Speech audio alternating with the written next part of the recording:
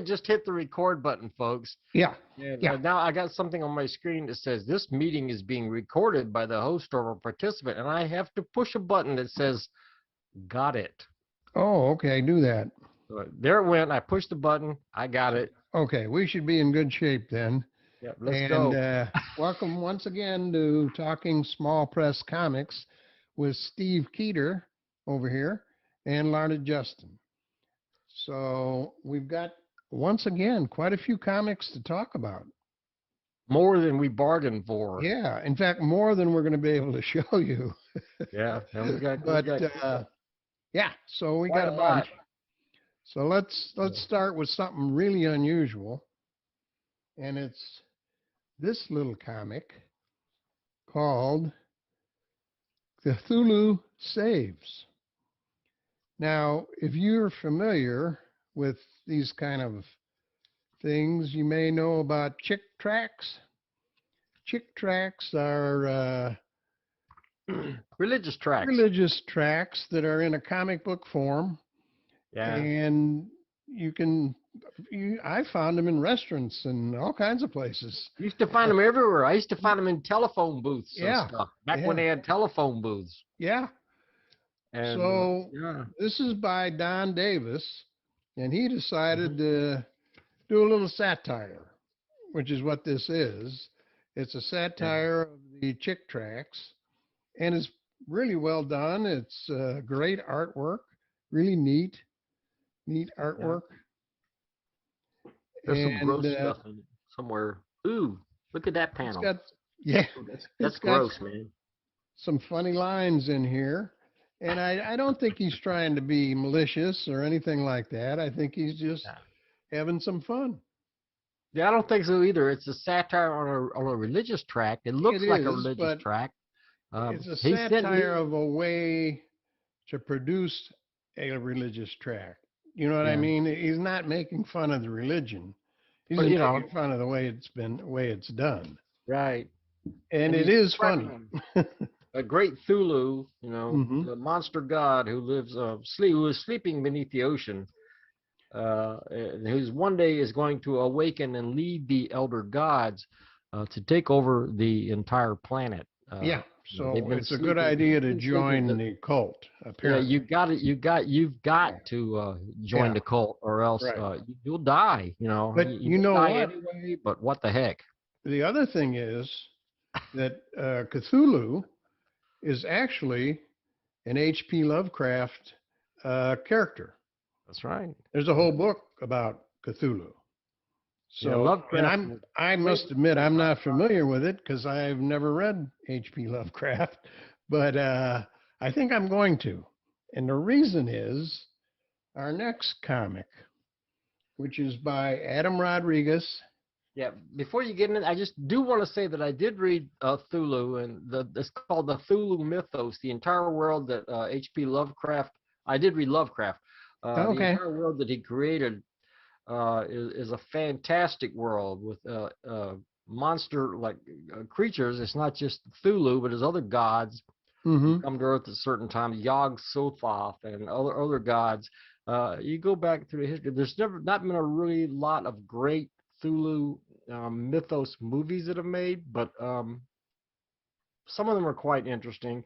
And Lovecraft was way before his time. He was like Edgar Allan Poe, only he went beyond Poe. Right. Not just mystery and horror, but monsters and strange things, otherworldly dimensions. I mean, just really, he was out there, and he influenced a lot of people. That's why I was gonna bring up our next comic, which is Strange Tidings #1 by Adam Rodriguez. And the reason I wanted to bring that up at the same time we looked at Cthulhu is because the thing about Adam Rodriguez, I'm sorry to interrupt, but we got all these comics from Adam Rodriguez. We got 11 comics.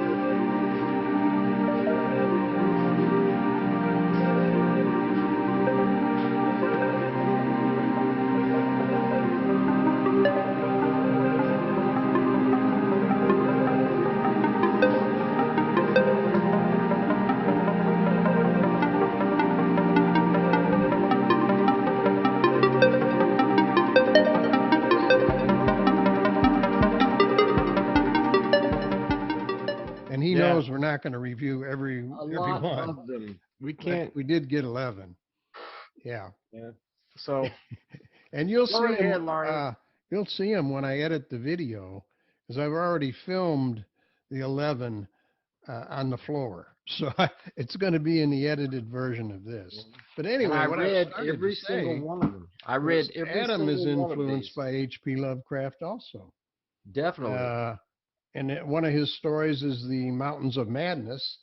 And a lot of what's in this first issue of Strange Tidings is based on H.P. Lovecraft.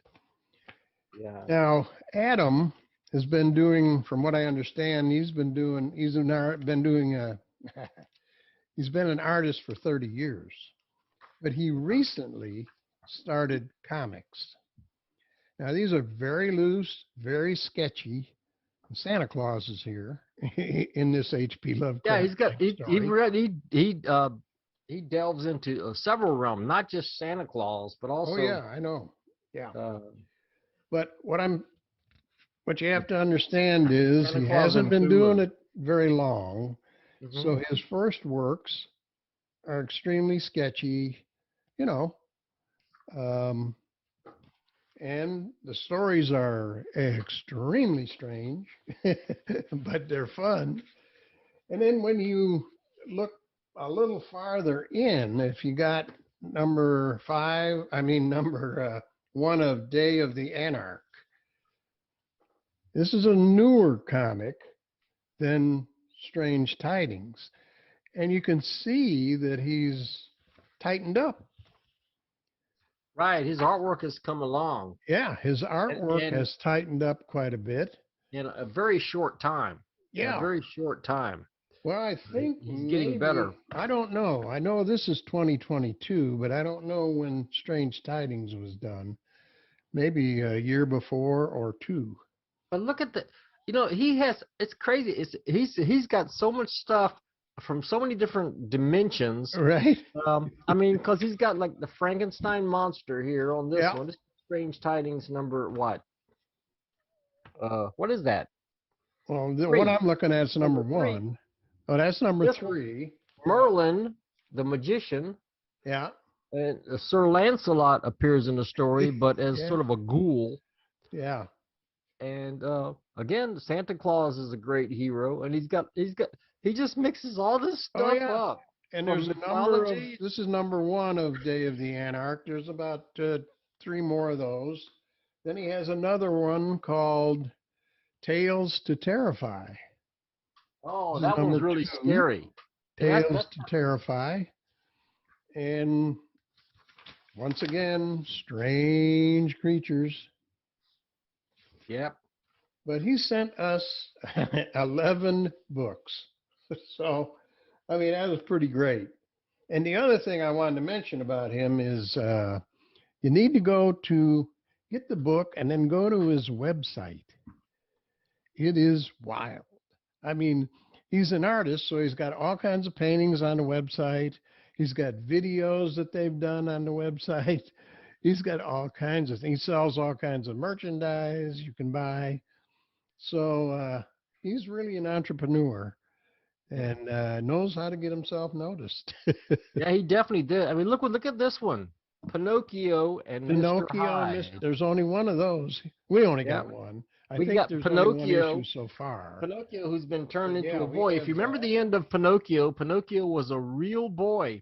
But at the beginning of this one, this real boy walks into his home and he finds a Geppetto stabbed to death. Deader than a doornail. Yeah. That's not funny, right? But it leads to because after that, he meets Mr. Hyde. You see what I mean? He's got so much history, so many mythologies. Mr. Hyde. Yeah. My name is Hyde. Edward Hyde. And he mixes all. Now wait a minute. If you look at the guy on the left in the middle panel there, this guy, that is Adam Rodriguez. Oh, that's him. That's him. How do you know that? Because you looked at his website. I saw it. I saw what he looked like on his webpage, And Oh, okay. he made himself up with the dark around the eyes like that. Yeah. Yeah. Pinocchio eventually Pinocchio becomes a puppet again. Yeah. But he's just trying to survive like everybody in these harrowing, hair-raising comics that Adam Rodriguez has constructed. I mean, this is amazing stuff. Yeah. Again, he's improving all the time. By the end of this story, I will reveal the ending because it's pretty simple. But right here, Edward Hyde and Pinocchio have become great pals. So he's good friends with Mr. Hyde. Yeah. I think Dr. Jekyll appears somewhere along the line. Yeah, I don't know where Mr. Jekyll ever got in, but what a wild ride. Anyway, well, I'm going to put all his information down in the description, his address, his webpage, all that kind of stuff. So check it out. You'll have some fun. Yeah. What a world this guy, what a world Adam has created. Yeah. All these comics tied together. Yeah. And it's amazing. It's a lot of work too. Yeah. So yeah, definitely. All right, what do you got next? I like these. This is a couple that they're very simple, and DC. I'll bet you're going to say Hero Comics. Yeah, DC might sue over these, but yeah, these are your basic Hero Comics. But he sent number 1 and number 5, right, to show kind of the progress of the story, right? Right. But anyway, it's a tribute to the Superman and the early DC comics from the late 1930s, early 1940s. It looks like the hero, the superhero works for a newspaper. He works for the Daily Star. Right. And he's the Daily Star, and that's the same that originally in Superman it was the Daily Star, wasn't it? Planet. Before it was the Daily Planet. I think it was the Daily Star. Check that out. Check out. Look at you. It might. Yeah, I think so. I mean, I don't know that. I didn't know that. All I knew was but it wasn't the Daily Planet in the beginning. So, but here he is, Action Man. Action Man. Yeah. Yeah. And he's a typical. He in looking for his stories for the newspaper, he runs into, criminals and has to deal with them. So, yeah, and that's pretty neat. And that's by Andy Kaylor. Andy Kaylor. Mm-hmm. And we'll have his information down below also, so you can follow the adventures of Action Man. Yeah, Action Man. Because we only have 1 and 5, so there's other issues. Yeah, somewhere along the line, he comes across a character resembling the Flash. Aha.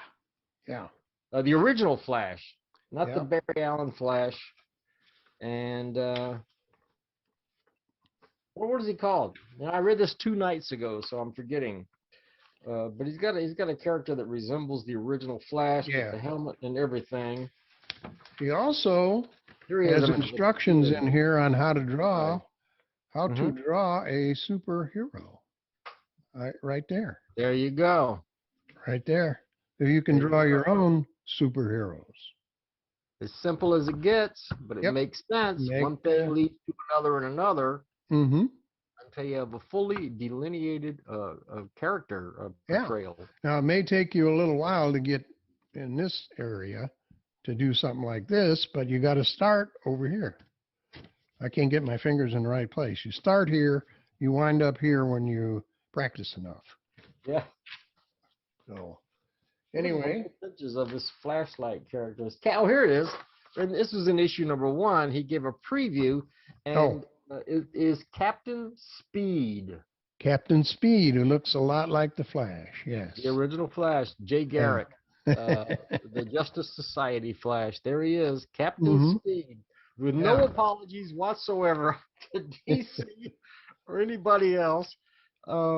as long as this is in the small press realm, it's going to be no problem. If he was to take it out, And for $1.50, it's kind of neat. Yeah. So I really enjoyed these, and they do have a nostalgic feel that reminds you of the early the DC. Yeah, it sure does. Really he accomplished that. Yep. Okay, what do you got next here? There's all kinds of stuff. Let's see what we got over here. Way over here. Strange Times. Oh, Strange Got this Times. one? Oh, the Patriot. You had the Patriot. This is the Patriot guy. Tom Fellrath publishes both. Yeah. So we have them both. We can look at whichever one you want to first. That one. Oh, Strange Times is here. Strange Tom. Times. Tom was like in small press retirement for a long time. I got to be honest. I kind of helped lure him out of retirement, didn't I, Tom? Yeah. Well. And he's back in the UFO.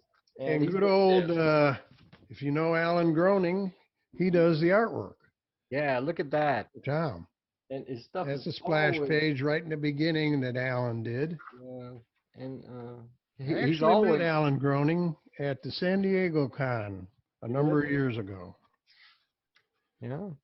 There he is. There's some more stuff by him. Yeah, here's the interior.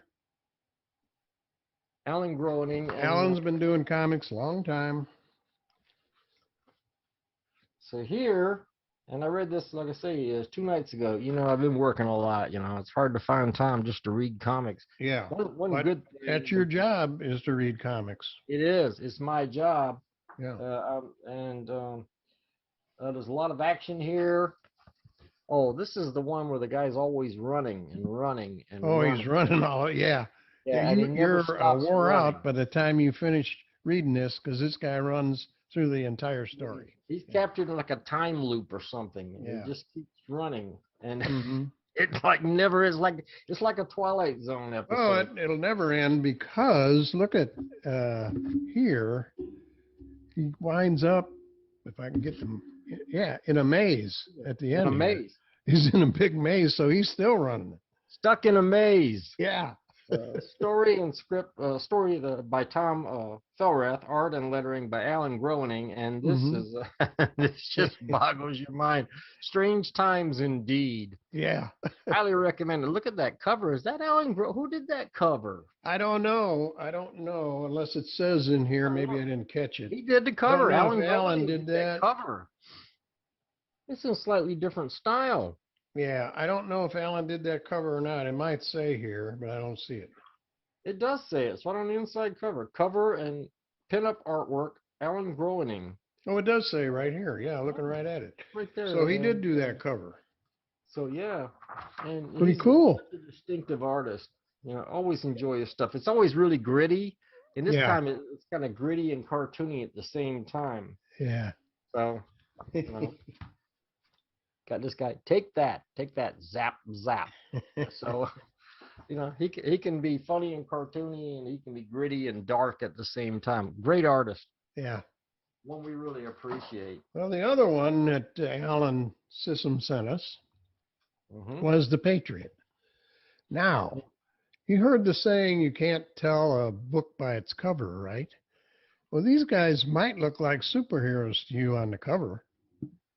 And even when you look inside, you will notice that the hero has a cape and everything, except he's not a superhero. So he's your take on Captain America, but kind of gone wrong somewhere along the line. He has no superpowers of any kind, and he is recruited by the CIA, him and his partner, a 15-year-old kid, and they basically go to all the hot spots in the world. I mean, if this had been done after, this was done a little while back, but they would go to the Ukraine. If Yeah, I mean, look, here they are. They're in Honduras. They're in Honduras. And what is that? 1985. Yeah. Beautiful artwork. Oh yeah, Tony Lorenz. Tony Lorenz did himself. Tony did him outdid himself on the artwork for this one. It is so beautiful. Yeah. I mean, the screens and everything are great, but even without that, just a beautiful perspective screen there. And just as an aside, I don't know if I didn't speak to him. I corresponded with Tony Lorenz. He mentioned he would like to be on our show. And he should be. We'll contact him, and he will be on the show in the near future. I don't know if it'll be the next one. It might be. But Tony, if you're up for an interview, we'd like to interview you. Well, he's already said, right? He's already said he would. That's good. Yeah. Tony's an old pal of mine. He's done a lot of work for me as well. Anyway, so there's a whole lot of history. He involved, does. We can talk about Tony when he's on the show. But anyway, he did take part in this book, and Alan Sissom wrote the story, and it's a fairly complicated story. You better pay attention. You know, there's a lot of flashbacks in this. It moves back and forth, and it'll keep your attention. And it's about, let me see, I think it's about 30 pages. It's 30 pages, which is a great, for a comic book, it's perfect. And it's, I don't see the price, but $4. $4. And right there. Yeah, full color cover and back probably more cover. if you order online, but and and then it's all grayscale inside, not just black and white. It's grayscaled. Yeah, and the character here, he describes, he was kind of like the sidekick, like the Bucky to the Patriot. And at one point, he had to make a decision, and he had to kill someone, and it really affected him deeply. He was deeply affected, and it becomes a grim and kind of sad story by the end. Yeah. And like I say, it starts out, it's a flashback, so it starts out different than you would think. I don't want to give too much away. I'm trying not to give it away, but it's not a happy story, but it's it's not. But it's story. Very interesting. Very interesting, and the artwork once again is great. So well worth it. Some of Tony Lorenz's finest work, and look at that cover by Larry Johnson. That cover is by Larry Johnson. Yeah, Larry Johnson. It is gorgeous in full color. Yeah. Wow. What a very golden ages. Don't be fooled. These guys are not superheroes. So next we've got Collector's Link Fanzine. Right. If you open that cover up, it's a full page spread. Yeah. We got a big wraparound cover by John Lambert. And Brian Canini has a story right in the front here. Right there. Yeah. And this is, let me see here. I'm going to get the page count for you. A long 50 book. Pages. 50 pages. Digest size. And Larry Johnson, who did the cover of the Patriot, has a 17-page story right in the beginning of this book. It's Larry Johnson. Uncle Lou's Clubhouse, featuring his long-running character, Lou Brown. Lou Brown, yep. I guess this is an original. I'm not sure if this has been published before. It reminds me. 1993. It was published before. 1993. Okay, I knew I'd seen it before. Wow, that's a fascinating story. No, 1992. I correct myself. It was 1992. Yeah. But well deserving of reprint. There's a lot of craziness happening here. There's a program called Uncle Lou's Playhouse. Yeah. Right? Uncle Lou's Clubhouse. And this character, Uncle Lou, happens to be a being from another dimension. But he looks exactly like Lou Brown. Lou Brown. Lou Brown's going, wait a minute. That guy is me.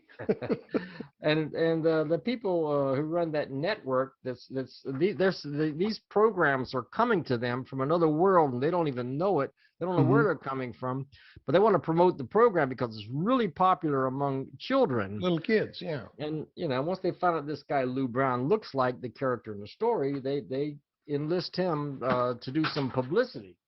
Yeah, he has to make some personal appearances, and he's not an actor or anything like that. So, but he does it. So, which ultimately doesn't make the people in the other dimension very happy.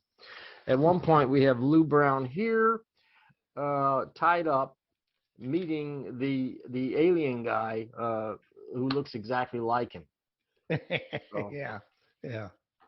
Things don't go exactly as well as planned for anybody, not these otherworldly beings, not for Lou Brown. And now, funny story. Also, Alan Sissom himself has a story in here from 1976. I don't know how old he was in 1976, but here's his little story about a character called Orp. The Orp.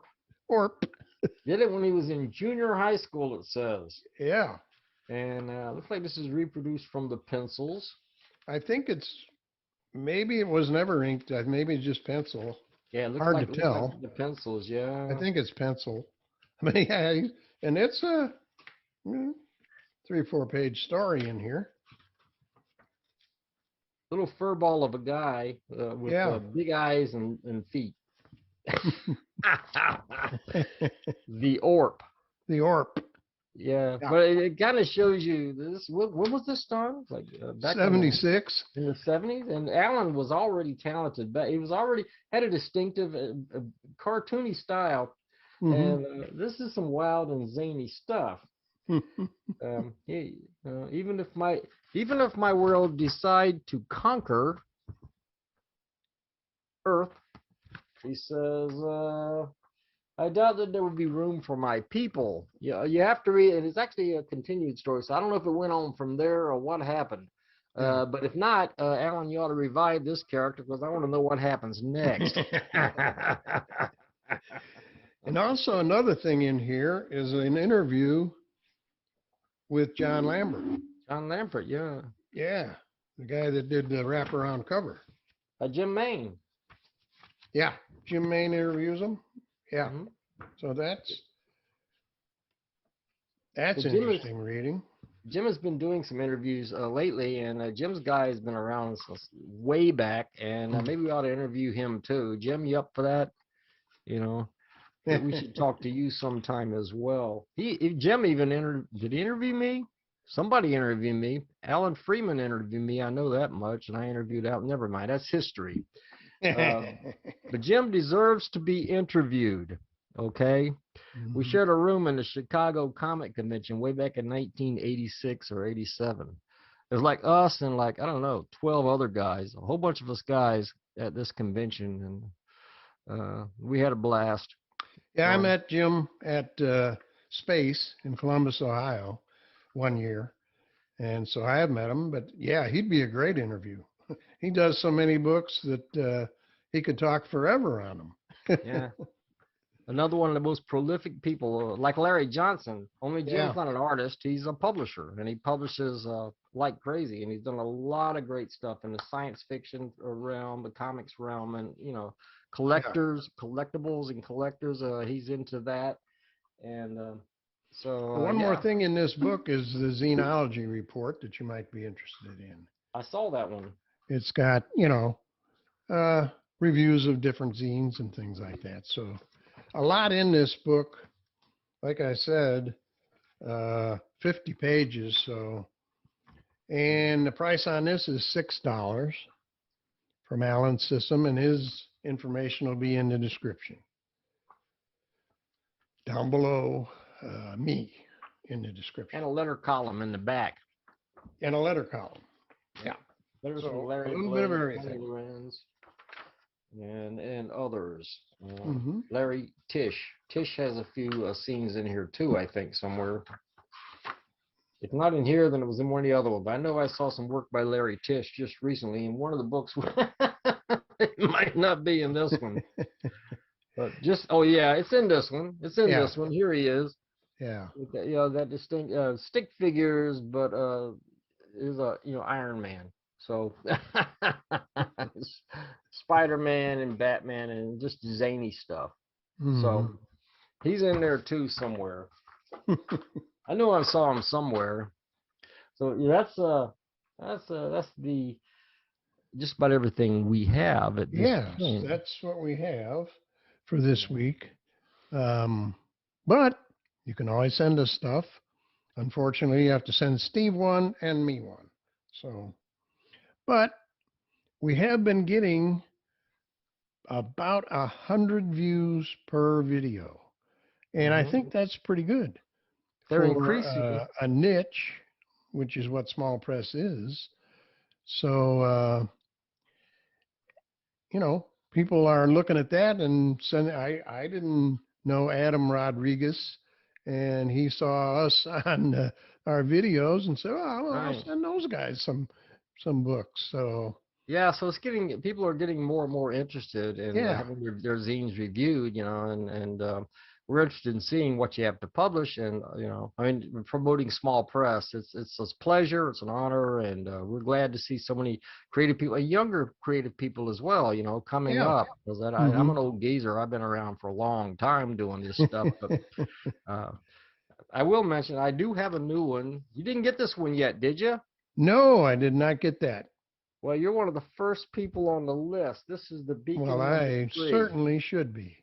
And you'll be getting this soon. It's only 20 pages, but it's a comic strip that Larry Blake and I did together. Okay. Not Larry Blake, I'm sorry. Oh. But Kurt Erickson and I did. Oh, We began back in the 1970s. I think it was 1978. Kurt wrote the script, and it kind of lay dormant for a long time. A couple of years ago, we decided to revive this, and Dan Burke got involved, and we rewrote it, revised it, and everything, and it's going to be out very shortly, people. But I just published this thing, so guess what? It's not gone out in the mail. And if you don't think if you're interested in seeing, well, I have this many copies left to mail out, all right? They're all full-size copies. Oh my gosh. So it's going out in the mail this weekend. Wow. So I've sent out like 3 copies already. 2 of the copies were because people ordered on eBay. Oh, okay. And Larned got a copy. Yes. So, yeah. What was the price on that? $5 postpaid. $5 postpaid. Yeah. Yeah. Full-size comic. eBay. Huh? If you order on eBay, or if you order with PayPal to stevekeeter@gmail.com, it's $5 postpaid. Otherwise, it's like $4.25. Okay. Well, looking forward to getting that, and looking forward to our next episode. Once again, we're hoping to get Tony Lorenz to do a little interview with us, and I think we'll be able to do that. I'm not sure exactly when, but and Steve Shipley as well. Steve Shipley's on the mend because he had some health problems, some serious health problems, but he's on the mend and he's doing better all the time. He's posting artwork every day, full color stuff on Facebook. Yes. Yeah. So looks like Steve's up on the up and up, and we'll be in touch with him when he's up to appear on the show. We're hoping to bring him in too. So. Now, you notice that our schedule is kind of irregular, so the best thing to do is subscribe and then hit that bell notification so you'll get an email when our next video is up. And that's a good way to track us down. There you go. So that's going to be it for this episode, and we will see you next time. All right. Thanks for stopping in, folks. Appreciate it.